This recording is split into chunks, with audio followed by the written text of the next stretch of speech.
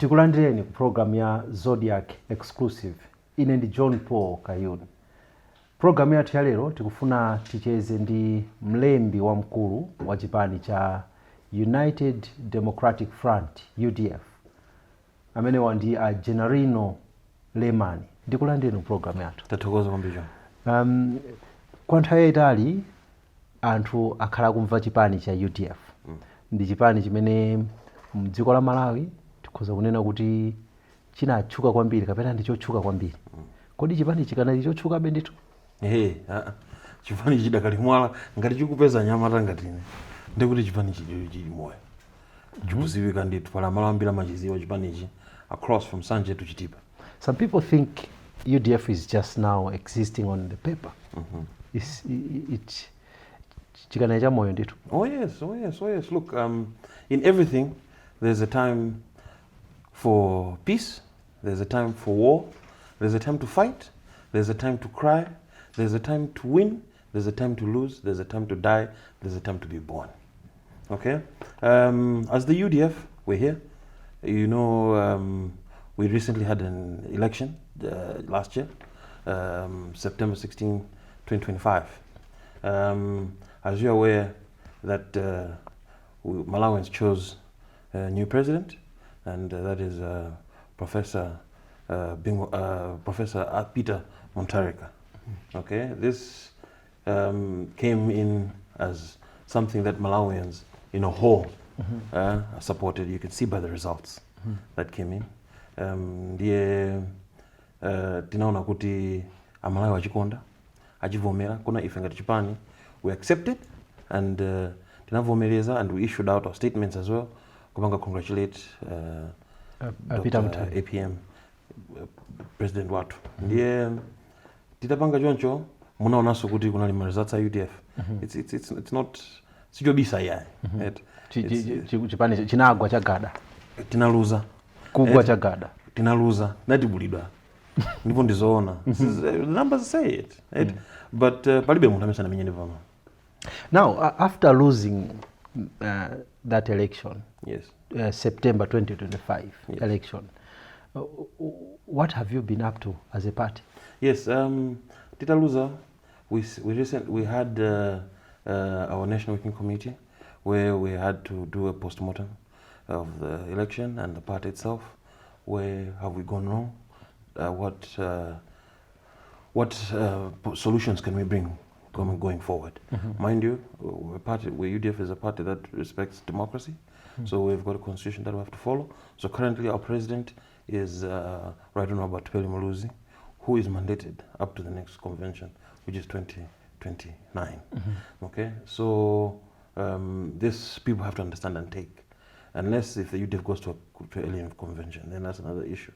But currently we have one president, that's Honorable Tupele Muluzi. And in our last election, as you saw, that we got just over 100,000 votes. It's true that the UDF has been facing a downhill.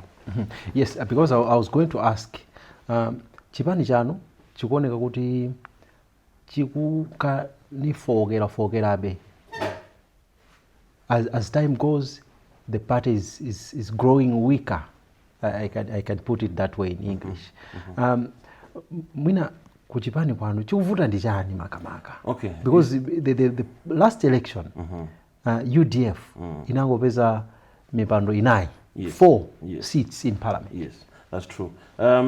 For you to be able to assess something, you have to first understand where it's coming from. Chuchokera party chinthuchi. Vuto luchokera party.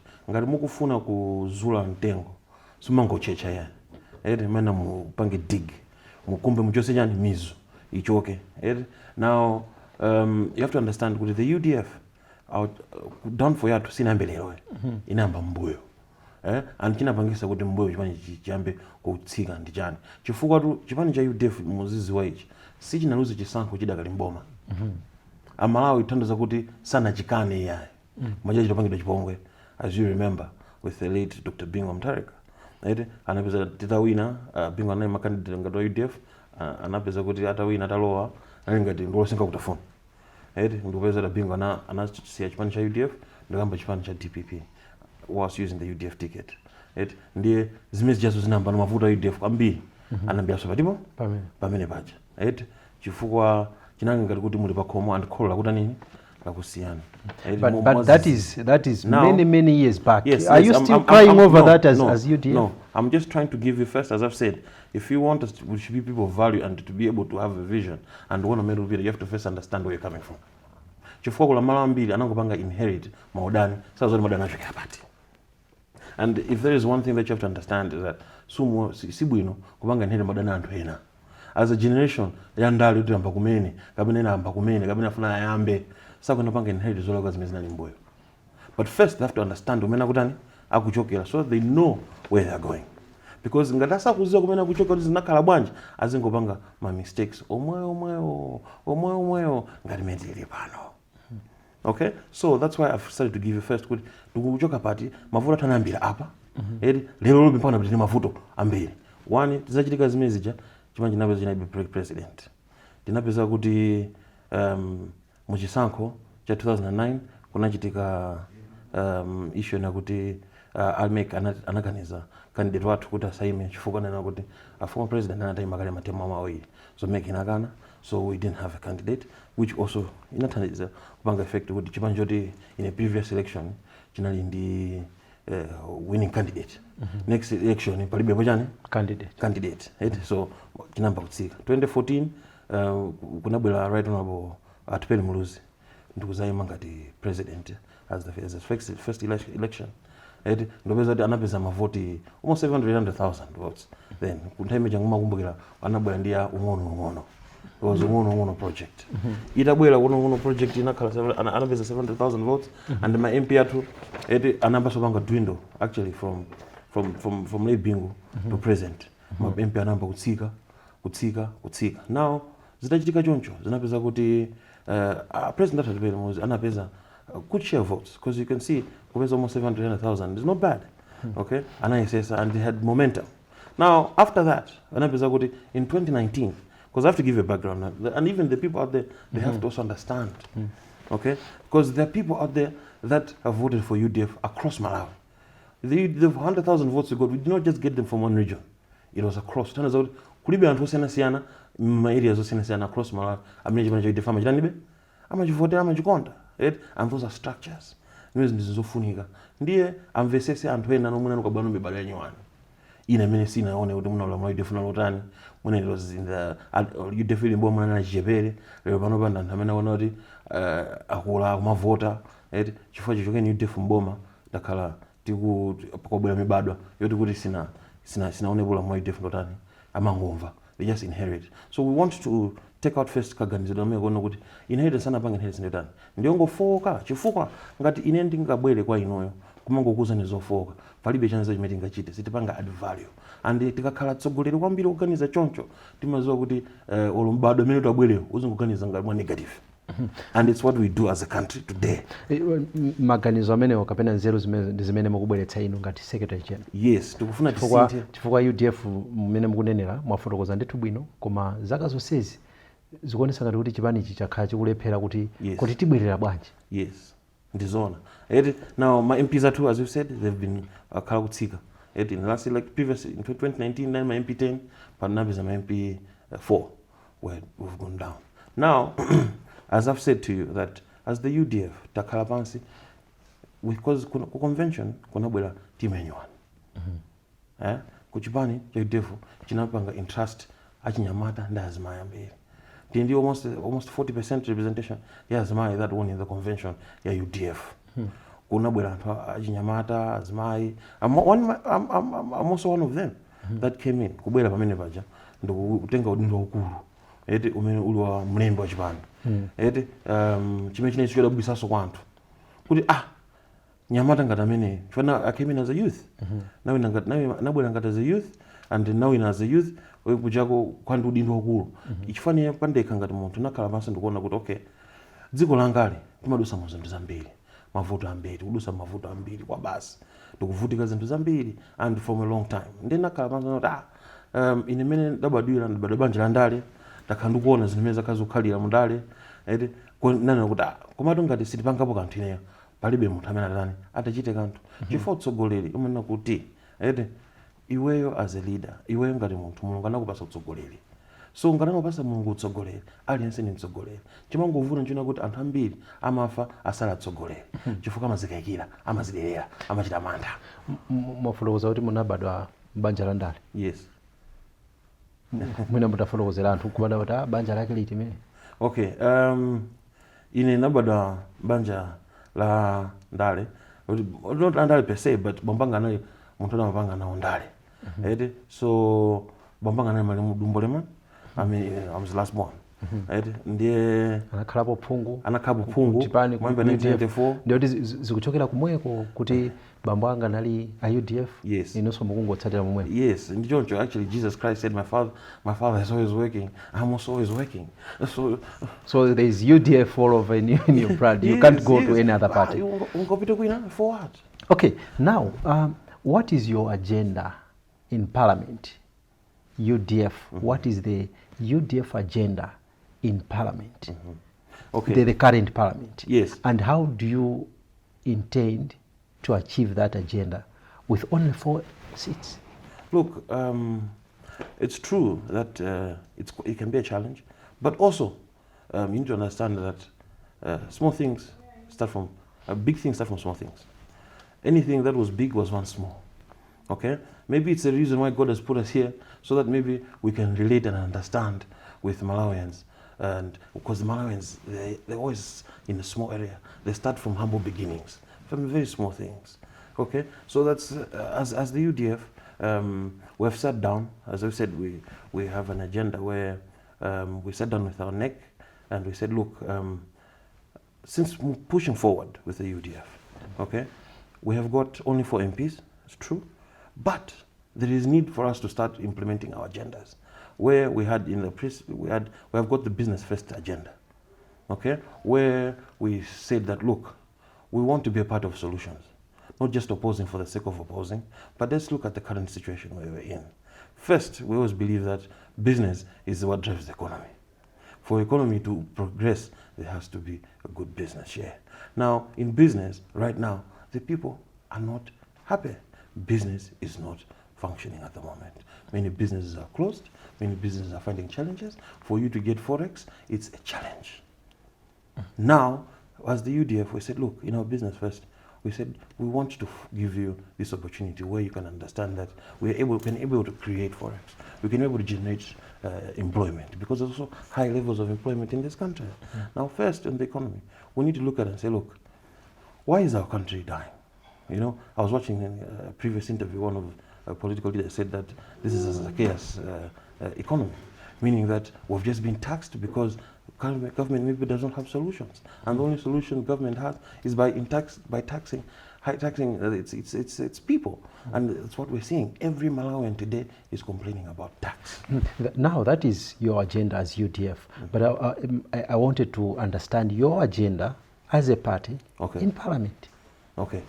Our agenda, is to have a government of unity. We believe that for these challenges to be solved, there has to be a government of unity, where we have to work together with government and opposition, because this is no time for politics. Politics, well, we closed that in the campaign era. Now it's time for working together. Recently, we came up and we said, look, there's the no time to waste policy, which the World Bank, the African Development Bank, and the United Nations, the government of Malawi, came up and said, look, there is a strategic plan how we can recover the economy in Malawi.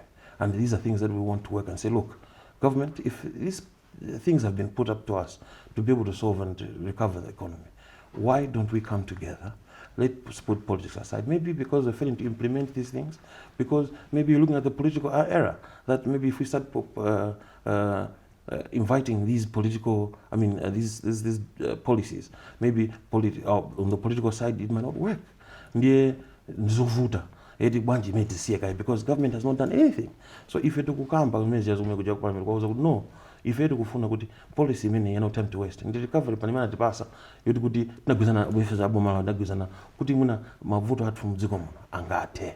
Now in so doing ngati akukanika if it is open to work with government. At the end of the day, if you dare to mukulupe democracy, democracy ndichofunika.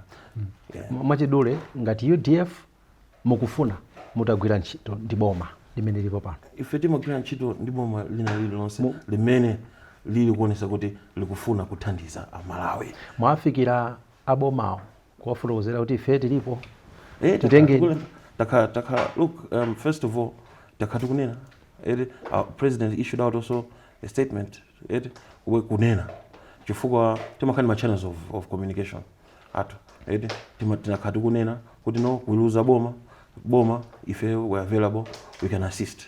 Takhalapo ndi kuthekera kumene kotha ku center zino. If you remember in the late being economy it has atamwalira economy inavuta mafuta masowa right, and kunabwera my Joyce Banda. When my Joyce Banda came in, she appointed Honorable Batipeli Muzi as Minister of Economic Planning, and economy in center within 100 days zintu mavuno saja anata chifukwa chani analola kuti kukhale government of inclusivity. Ngati panopa kula Nyamata kuli anoyenda nabadipeli ngana kwaniso manga zimene tiye tibwerese limodzi tigreso ntchito limodzi kula kabambe amaoneka kuti muna za economic summit tiye tiyonse tibwere limodzi kuli ma business people amene ali ndikutheka osiyanasiyana tiye ndiye tibwere pamodzi zonse. A government of national unity. Yes. All parties should be involved in driving the country's economy. Exactly. Last time from is it 2014 to 2019 chipani cha UDF mtsogoleri wanu Tupere Muluzi anagwira ntchito ndi chipani cha DPP. Yes. Anakhala ndithu maunduna osiyanasiyana. Yes. Mwina temu yonse imeneja. Mukunena kuti muli ndi kuthekera ngati chipani kubweretsa kusintha, anabweretsa kusintha nthawi imeneja? Oh yes. Anakhala Minister of Lands, kunali ma reforms land ownership ngati makumbukira kumiza zichitike. It was through President Atos kugwira ntchito limodzi nawo. Anabweretsa issue ali Minister of kubweretsa what we call this national registration. Kuti khani ma ID unzika munthu mzitakhala ndi unzika. Tinabwera through initiative and innovation yawo kuti tipange chonchi zinthu zimene zikuthandiza Amalawi lero olo ine muvite pena paje mufuna mukapange withdraw ku bank kapena mupange china chake omukalembese fertilizer amafusa ndi chani ID. It's one way. Koma pano paso tikufuna tibweresenso kuthandiza mwina zinthu zambiri zikhala digital, tipange cut out from zinthu zamanyo zakalezi chifukwa zimene zimapangidwa breed so munakatangala kuchedwa kwa process kuti munthu akapeza ID lero mapeza mwina sizikuchedwa mwina kutsogolo ku moving forward mwina za test za renew kuti ID sambangidwa renew chifukwa ID sikona izitaya izipanga expire. So these are things that takhala pamodzi. We need to be innovative. Dziko noli panopa lufuna anthu amene ali innovative osati tikhali ndi high tax we need innovation kuti ngapange chani chosiyana mwina kapena tingambe kangana kuti mavuto amene tikumana for instance fuel kuvuta pa tingapange chani mwina za magesi kuti ndi must kuti mwina tizipanga generate magamoto sinafe amagesi tipange invite makampani amene amapanga magamoto amagesi kupita ku Japan kuja kuli ma SMEs companies mwina makampani ako sangathe kubwera chifukwa cha mwina zovuta zina koma ano mwina kupeza makampani ang'ono pamene kuja kuti koza kuti tabwani kumalawi kuno ndi makampani ano ife kuno kuti ndi anyamata ambiri amene angokhala employment kunoko ili high ili low. Tikufunika kuti tikuthandize mubwere tizakupaseni anthu athu amene mukatagwira nawo ntchito makampani amabwerese kuno tipange generate work improvement ya anthu athu kumalawi kuno kunja kuja muna ma-rates anu ndodula mukabwera kuno kuti zapaseni rates ochipa ma employments anthu. Secondly chinaso timafuna kuti makampani abwere pafunika magesi. We need to have magesi. Electricity ndiofunika kwambiri.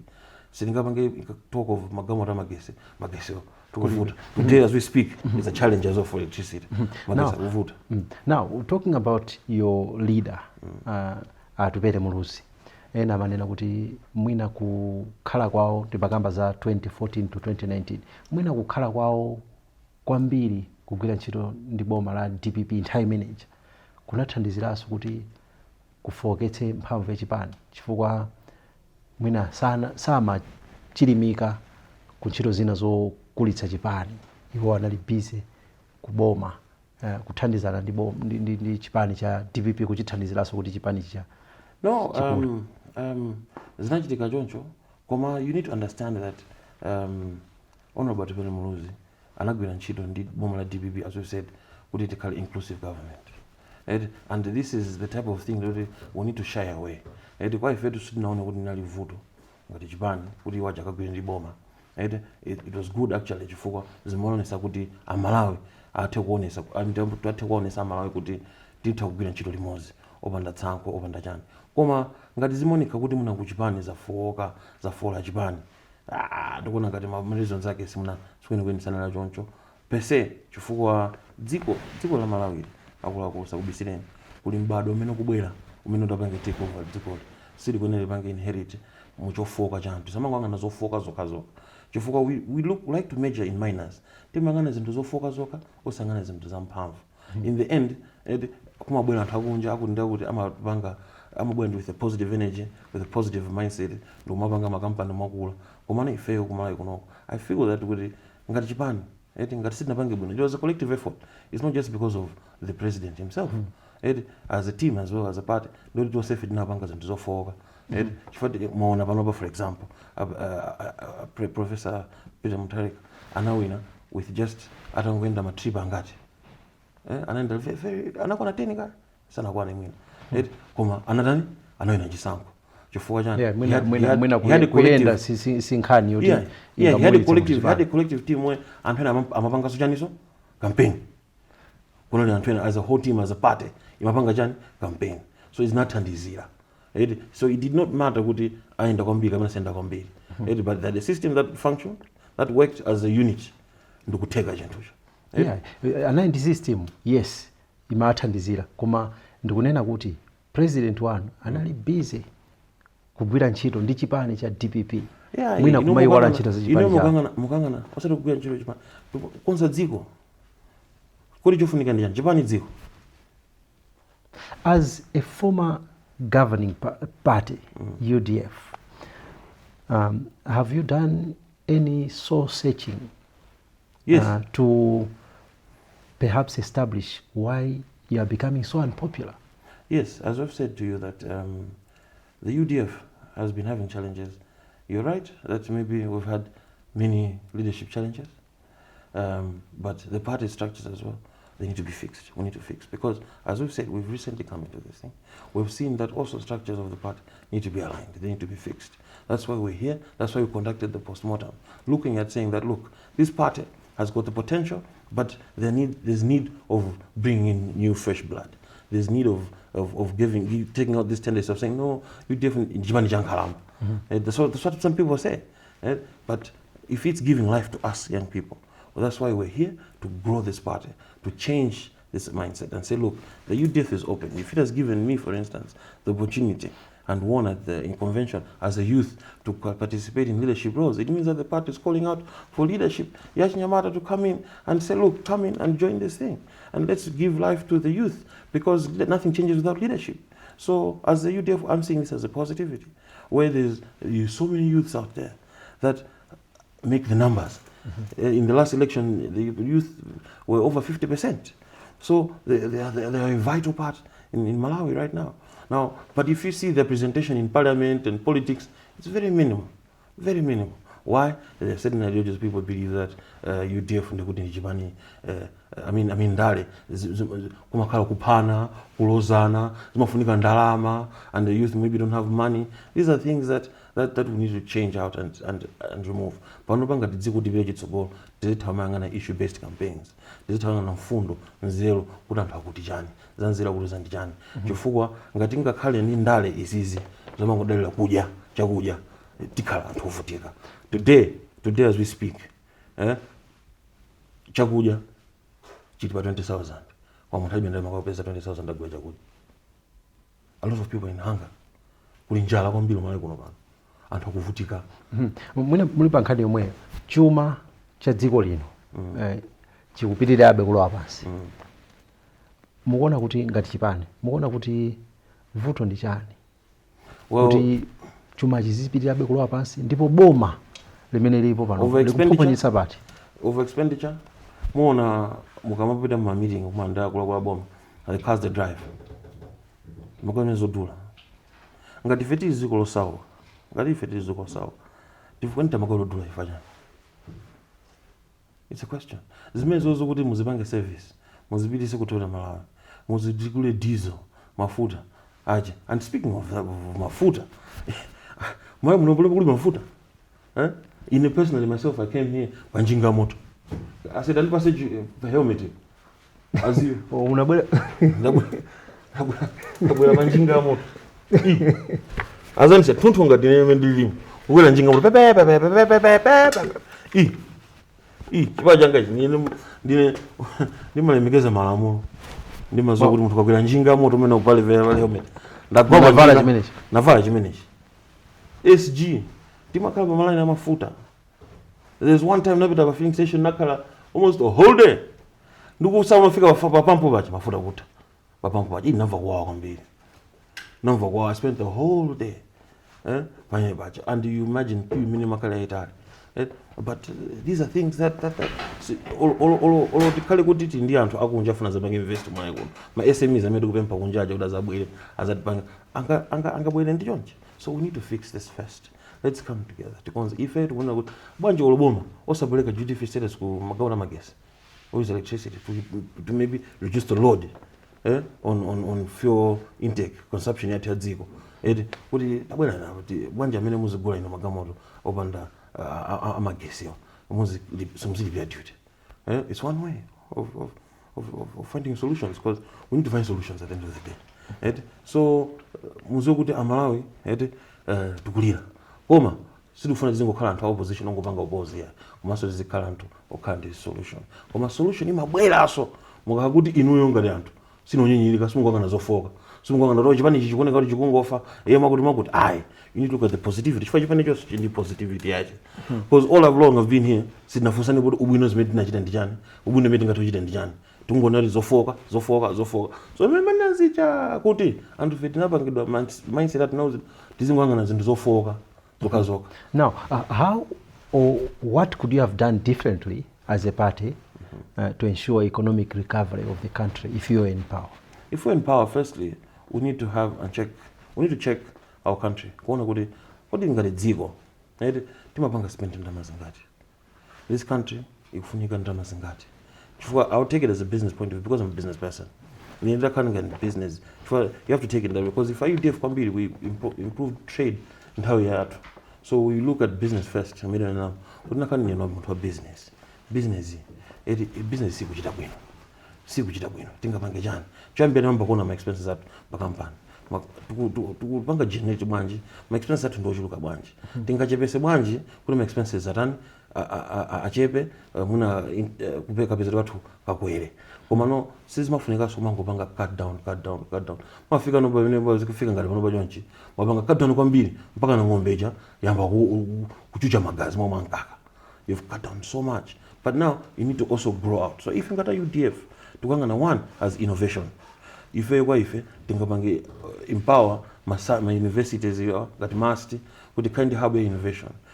Kuti tizitha kupanga zinthu njira ina yosiyana kusiyana njira imene ndinayo panopa. Komano Alemani zimene mukukambazo zikusiyana kwambiri ndi zimene mwina anthu akukambirana kunjako.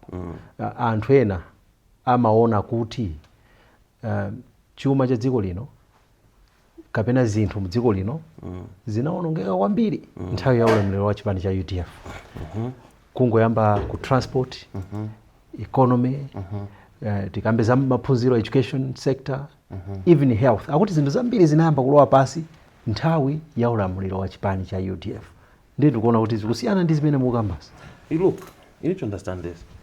UDF minimal wa mboma inaona kuti pana ma challenges angapo. Makamba za agriculture, makamba za transport, makamba za economy, makamba zinthu zingapo. UDF minimal wa mboma muziwe kuti titalowa mboma UDF inabweleza program yenye timaicha startup back. Maikumbukira? Startup program yenye inabweleza chifukwa kuti Malawi kunali njala. All of a sudden njala inabwera. How? Because previous year statistics show, you can go to nkupeza ma statistics imonesa kuti Malawi at that time kunapanga kafufuna kuti chakudya chimene chimafunika kuti chipezeke ku Malawi chimafunika chipeze 1.5 million metric tons. Koma chakudya chimene chimanga chimene panga chakudya mathanzo chimanga. Chimanga chimene timapanga generate was about 800,000. Transnational deficit imene masala kuti tani tikonze tipange and muzori mala chimanga chimapanga determine economy yantonso.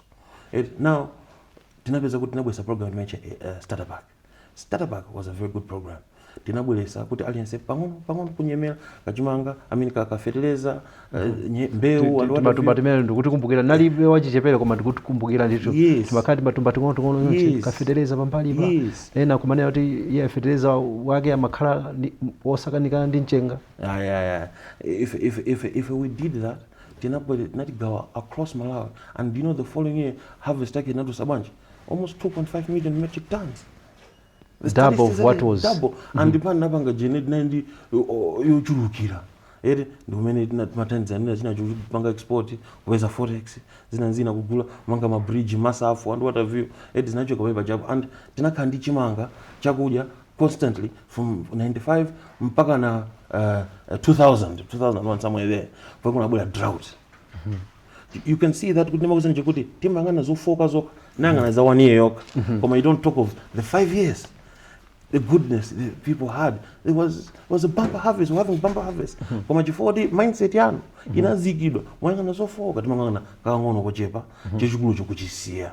Now we did that and it improved. China mwana kuti economy a president athu muze kuti ma company aboma amavutika so at the time. Economy, I remember economy Malawi itu muzizo kuti inamba kuvuta in the late 70s because of the great oil crisis. Imene amba panga change kumawi kuno. Unavuta so mafuta museko dziko lonse lapansi. Zidavuta, Malawi sanamba kuvuta, zinthu zinamba kuvuta. Ndi economy namba kupeta. And this at that time there was the Cold War. There was the Cold War if you remember.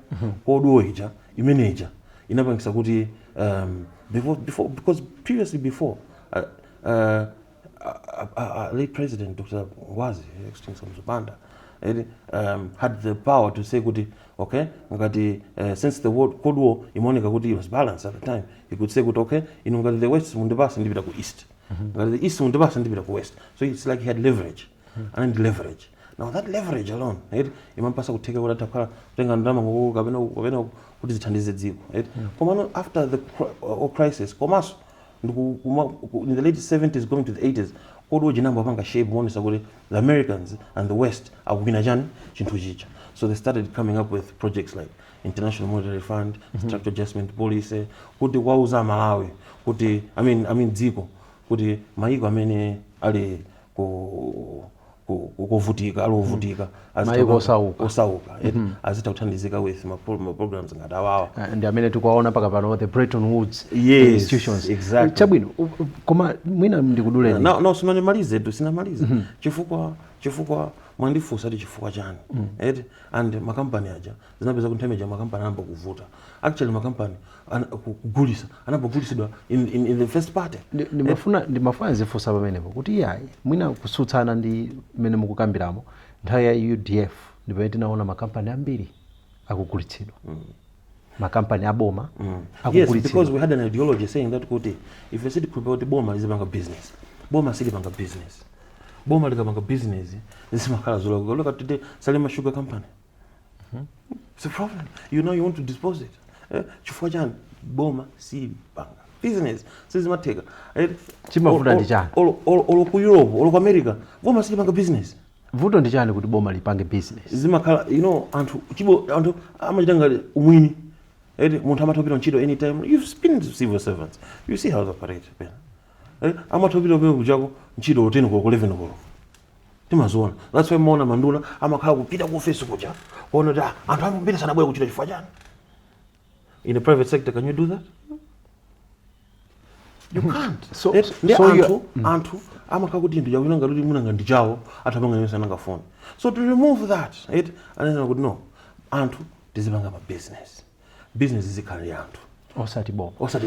Moti inuyo you are so proud as a party kuti makampani amene munagulitsa nthawi imeneyo atachoka kuboma anayamba kuchita bwino kwambiri. Simukudandaula kuti business boomed in Malawi in the UDF. That's why if you check on the economic GDP yathu ya Malawi, the highest economic GDP inapanga achieve Malawi, and it was in the time of Dr. Bakari Muluzi, it grew by 16.9%.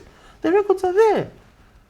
There was business. I remember business in Mateka. And my business was your TV station, for instance. Do you think there was this TV station in one party era? This came through because we opened it out. We opened it out. It needed to be open so that people can do business. And in so doing, the country grew. When it was an economic GDP at Inakwera by 16.9%, it is the highest the country has ever achieved. No other president has ever achieved that. It's not spoken about. Timango kamba anagulisa chakuti chakuti ngati zile zolakweka lero AIP lero number if ndeti nakakuti startup inena lakwe bwezelo mupitisa mpaka na AIP.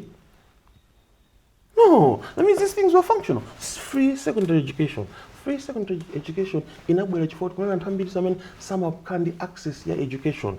Kale school inayolipira anthu kapezedwa kwa kanali kochepa. Kupeza anthu kumapeza kuti kholo kale chomakhala mabanja akuluakulu. Akhala muna ana 12, ana 13 koma kholo sile matha kulipira ana onse aja ku school. Sizimatheka iya. Amathongo kutumiza muna Nyamata Nyamata yangalile ntundu ndi tintumiza Nyamata ekhaya. The rest to be housewives. That's why you see there's a certain even generation yamakolo enazima anema housewives because makolo sana katokwanisa makolo. So if as the UDF we said no, this is a problem. Tieni tipange generate school yaulele, tipange ma school ambiri kuti ana ambiri apite ku school. Ana asamasalidwe yeah. At least school yoka ikhale chinthu chimene angati kupeza chaulele choti kuti mwina akachita bwino moyo wawo mabanja awo asapeza tsogolo kuzinchito panga business uzindikira zindokula undu kutukuka. In Japan Japan ina dziko losauka so kale. If you go in the history of Japan, Japan in the late 1890s, ina dziko losauka kunachitika mavuto ambiri. Sorry, there was a revolution that happened.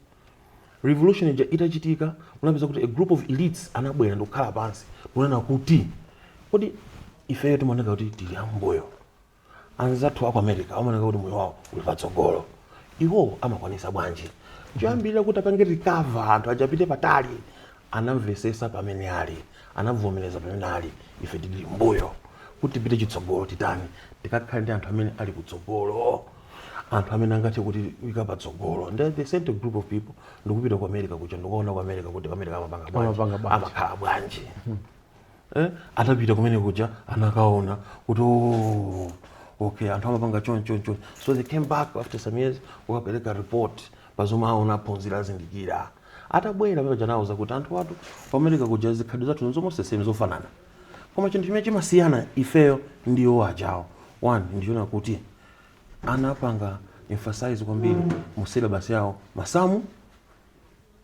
ndi science ndizo ndimene amazipanga prioritize kwambiri and zimene zimapanga generate innovation. It's innovation what you got meaning from science and all of these minutes. So the Chinese sat down and said, okay, you also syllabus someone anapanga emphasize jani zimenezo anapanga emphasize zimenezo. Yeah, you're talking about the Chinese, not the Japanese. So it's Japanese. Japanese, sorry. Okay. No, I spoke about it was the Japanese, so not the Chinese. Apologies. Yeah. It's the Japanese. The Japanese. Anapanga joncho. Anana kuto okay. The first tipanga implement is tipanga joncho syllabus atu tisinta. Japanese time ni Chinese time ni asali asana figure. Yeah, asana figure. But come from Japanese. So the Japanese they did this over a period of time and the country started to grow. At one point, Japan was the second largest economy in the world. Now, showing you, kunabula makampani ngati Sony, Panasonic, Toyota, those things is nango mambanga timana. It was and they looked at education. And they, not just any education, they specified it. Kuti pakale ichi chimene chingathandize anthu. And it so Japan grew. And guess who copied that blueprint as well? China. China banga so copy so this. And look at where China is today. If we need to start looking at our education system. If you have a free primary education, chifuwa kuna anthu amene samatapita ku school. So you definitely mboma kuna anthu almost about 1.something million, about 1.3, 1.4 million anthu amene ku school. When UDF came in to bweza free education, the intake inakwera triple. It shot 3 times, meaning that there was ambiri that never had access to education. Now, where are we getting it wrong? Because yes, we have opened up education kuti aliyese atakuphunzira koma zione kuti mwina tikubwera bemboyo. Yes, it's because now as a country we're not generating enough. As a country we need to generate $3 billion. We're only generating 1. So ndekuti ma departments enamba kufoka. You have weak health sector, you have education sector yofoka, you have security police and what have you, khala zofoka makanika police vene mafika nthawi ino umachita kwagula mapepala kuti akulembere statement. You've seen that, maybe you've come across that such things. Chifukwa chani, those are the effects. That's why there's need for us to be innovative. Tiyangane zinthu zono kuti zingatithandiza kuti tingapanga grow bwanji chuma chathu. Komanso tiziyangana ulimi it's vital. Komanso china mining. Kumayi kunoko tili ndi tawuzidwa kuti tili ndi minerals ochuluka kwambiri.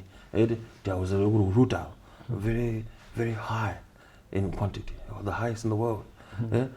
Zinthu kanyo zino tiziyangane bwino komanso panopanga tira nyamata atsogolera anzeru tikuyenda kwamba kutsegula ma university omapanga concentrate on mining kuti phunzitse anthu aziwe zeni zonse zakuti mining imakhala bwanji.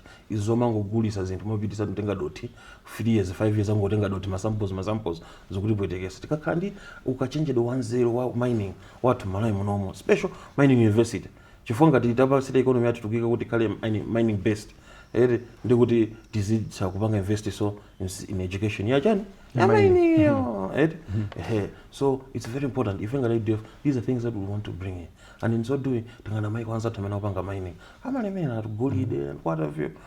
So we need to do that to create a security system yathu yoti kuti katundu wathu ametina maminerals ametina asamango bedwa mango tengedwa mango tulu. Now on that point maminerals ndawali hapo kuti tiyambe kuphunzitsana mwina zititengera mwina zaka zingapo kuti tifika kuti tamvetsetsa chinthu chicha. Now we have these mineral deposits. Titani panopa pamene tilibe upangiro umenewo koma zinthu zilipo tazidziwa kuti tili nazo. Titani kuti tipewe kuti zinthu zisaonongeke tisanaphunzire tisanazindikire. Yes, tikuyenera kuti tikhale pansi ndi anzathu neighboring countries amene tinapo abale wabwino kuti tingathandizane bwanji for this short term. Tithandizike for this short term, while in the long run tukangana kuti tikusula anthu athu. We need to look at that as a short term fix. Kwangana kwa mai kwanza we've got very my countries amene now bafu amene tinawo with good trade, tinawo ubale wabwino where we can sit down and assist each other. These are the things that we need to do. Looking kuti kutsogoloko tingapange bwanji.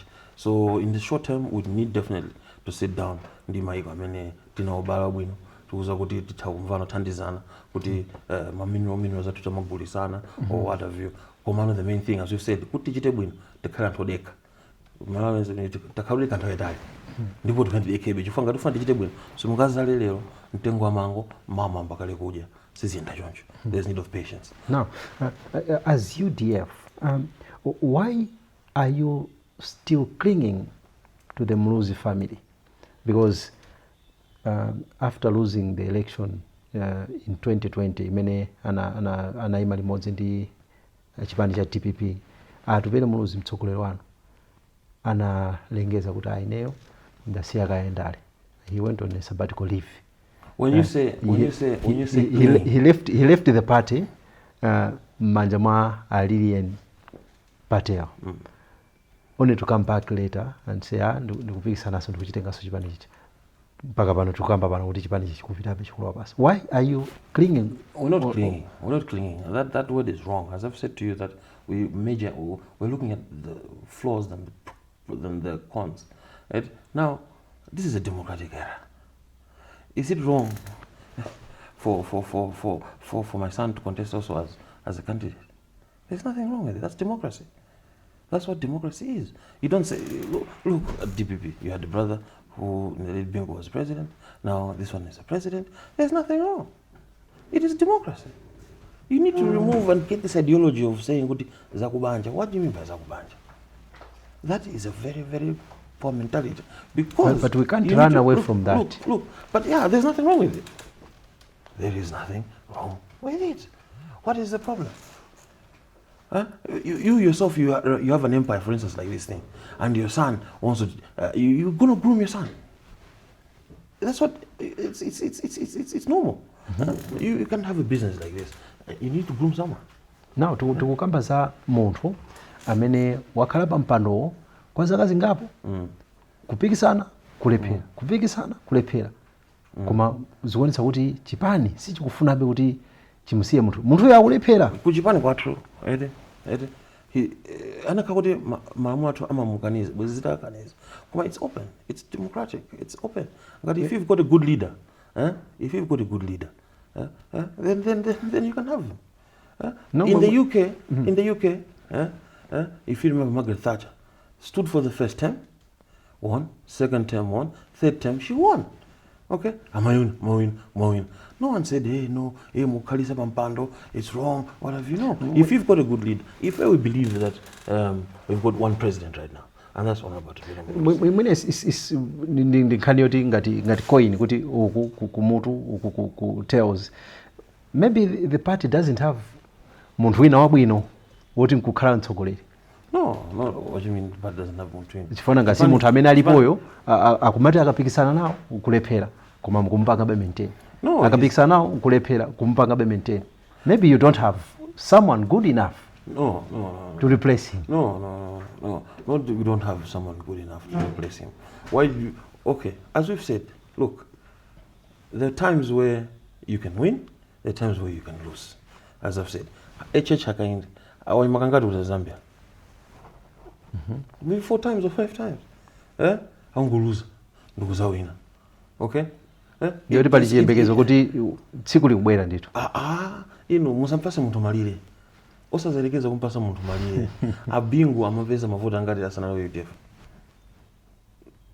Whoever thought at that time would tell Bingu that you're going to be president? No one. Osampasa munthu malire. Yosefe anagulisidwa ndazibali yache kuponyedwa nzenje to the lowest. Leadership mende kuzanizo kuti mukaona ife ma president atu tumuona tsogole. When you go, let me finish. When you go and conduct a meeting, maona munthu mena mapangila address how you can handle a situation. Mazada munthu idu utsogolo limo. When somebody come and ndizofoka zache. So do we all, okay? But we need to start looking at ubwino wao. Zofoka zao tizithandizira mene ife chofoka. The good thing when you come unite and do one thing, umata kubwera ndikuona okay, ine chofoka changa ndichi koma ngati ili gulu chofoka changa zanga muna ino chofoka cha ineyo chitakhala mphamvu kwa ine. Chofoka cha ine chitakhala mphamvu kwa ndani kwa ine. We need to come together, okay? That's what we're doing in the UDF. Chipani cha UDF chikufoka kwambiri ku Eastern region kumene mbuyomu chinali ni mphamvu kwambiri. Zavuta pati. Yeah, taluzadi ma constituency angapo all going to that same factor nakuti we've lost as a unit.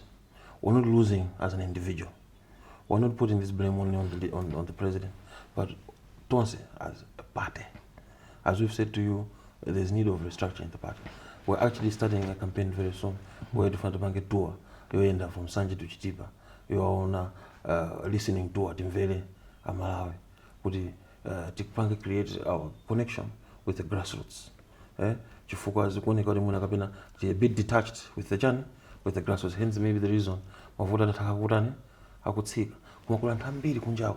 UDF amaiziwa amaikonda. They just need us to fix the thing, and that's what we're doing. And we're going to fix, and we're fixing the party.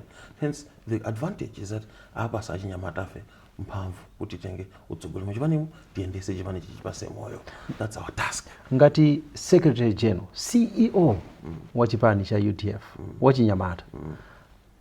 Usangala ndithu kumatsogolera chipani chimene chikuoneka kuti inetu nalo kuchipani chupanga nose dive. I had the option. I would have, if I wanted, nakapita chipani cholamula. Nakapita kuchipani chindi zimuna zina zache. Koma nasanka chipani cha UDF. And napanga chiganizo ndeka ngati muntu. Chifukwa one naona kuti okay, I need to see kuti dziko lino lisinthe. I think matibwese munafisa nyamala fenzero zatu kutekera kwatu. Kozidwe kwatu kazinthu. Ubale meri na untanto senasiana. Chifukwa enafe tindubale nanto senasiana across. Ndiye koma chambirira ndio ndipeze platform ngati nyamata chifukwa nditokhala ndizonsezo manga ndibe platform andimva ndani ndiziwa ndiyankhulira ndani.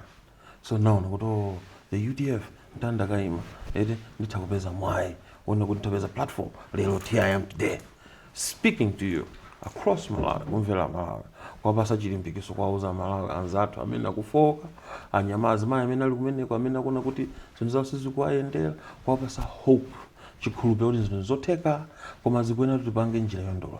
One chomwe chofunika nchona kuti one tisinthe kaganizidwe kathu kachitidwe kwathu kaonedwe kwathu ma decisions athu amene timapanga ngati anthu chifukwa kumalawi kuno chimene kutoleka is decision making. We're very poor at decision making. Had it been kuti mapanga ziganizo zonda sibweza zimene tili pano palero mapita nokha ku booth makavota mwakavota mapakati palibe unakauka ni mpini pakhosi kapena mfuti pamutu kuti musankhe uyu nokha mapanga chiganizo kuthandiza kuti chiganizo chanucho ndi chimene chimatha kupanga chinthu chitsogolo kapena panga chinthu bwerewere mbuyo. Ndiye choyambira ife tifuna tone decision mumaganiza motani so kuti muganize bwino mukena kaso ndi anthu amene ali organiza bwino amene ali moyo uli patsogolo amazimvesesa chifukwa utsogolera umachoka patali utsogolera sungangochoka uko ndikubwera lero ndikamba upanga utsogolera. Imagine amene anapanga business anangotenga munthu nayo choka kuna kwacho ndikungomubweresa muno amapanga takeover chichitika chigwato. There's need to groom mapanga prepare mentor olo mafumu kuti mukhale mmozi utsogolera bwino. It came from those that were mentored and groomed. If you read even the Bible, the Bible, they were mentored, they were prepared. Ajina Joshua, ajina David. So you have to be groomed. You know if you see the phone as measures, timafuna zinto za jangu. That's what the mango told muntu nake from nowhere uko kumbwelesa apa. And we're okay with it. In the end,